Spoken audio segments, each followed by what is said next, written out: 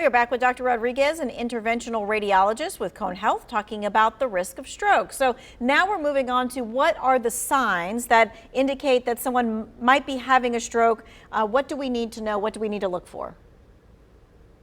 There is a simple way to memorize. It's an acronym called BFAST, where the B stands for balance. That means if you have a sudden loss of balance, you're like having difficulty walking, it's an important sign. Eyes means if you have a sudden loss of vision, that can be another sign of stroke. Face, meaning if you look at someone's face or yourself in the mirror and you notice that one side of the face looks droopy, looks different from the other sides. One way that you can check this is by giving a big smile, and you see that your uh, mouth will raise differently one side from the other. The A is for arm, which is the arm is numb or the arm is weak, but it also um, you can do that for leg too. It could be the leg instead of the arm. Speech, that means you're unable to produce speech, or you can produce speech but it's slurred or incomprehensible, or you can produce speech but you're unable to comprehend speech.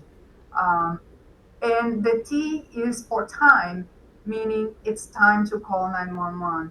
If you recognize any of those symptoms, it is a 911, immediate 911 call. Okay, and so again, that acronym is BFAST. Now, you said if you're experiencing just one of these signs, should you be calling 911? Does that mean that it could be a stroke? Yeah, you don't need to have all those symptoms to have a stroke. You could just have one of them, like for example, you could just have like a garbled speech, and that could be a stroke. Okay, and so a lot of times if you're with your family member, they want to put you in the car and they want to get you to the hospital. Is that the best course of action, or should we be calling 911? That's actually not a good idea for many reasons. One is, for example, if you are having other symptoms, there could be other things associated with the stroke that the EMS can help you with. Like, for example, your blood pressure could be very high and they can start already medicating you. But that's not the only reason. When you have a stroke, depending on the type of stroke, you might need to go to a specific hospital that has certain capabilities. EMS will know how to triage that, and the EMS is also able to pre-notify the hospital that they are coming with a stroke patient so that the team is best prepared to receive that patient. Okay. Now, before the break, you mentioned that strokes are preventable. If we can, let's review again what we can do to help reduce our own risk for stroke.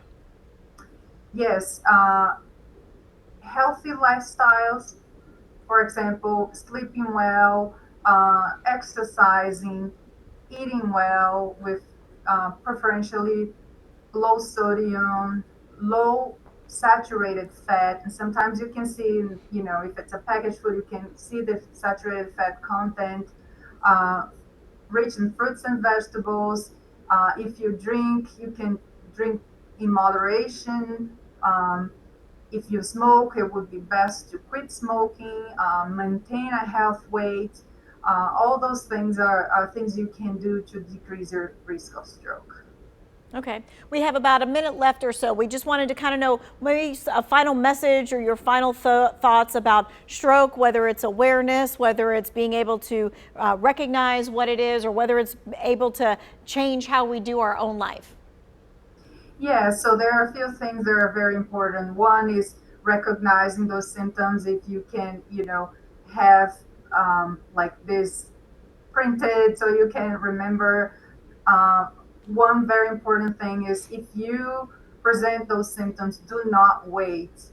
Do not wait to see if the symptoms go away, because there are things we can do to treat your stroke, but those treatments are very time sensitive.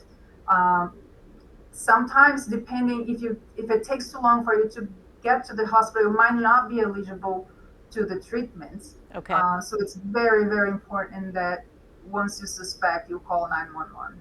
Okay, thank you so much for your time and your expertise, and that is the overriding thing. If there's any of those symptoms or signs, you need to get to the hospital immediately. Thank you so much for that. Of course, if you missed any of this, this is going to be in the To Your Wellbeing section of our website. Right now,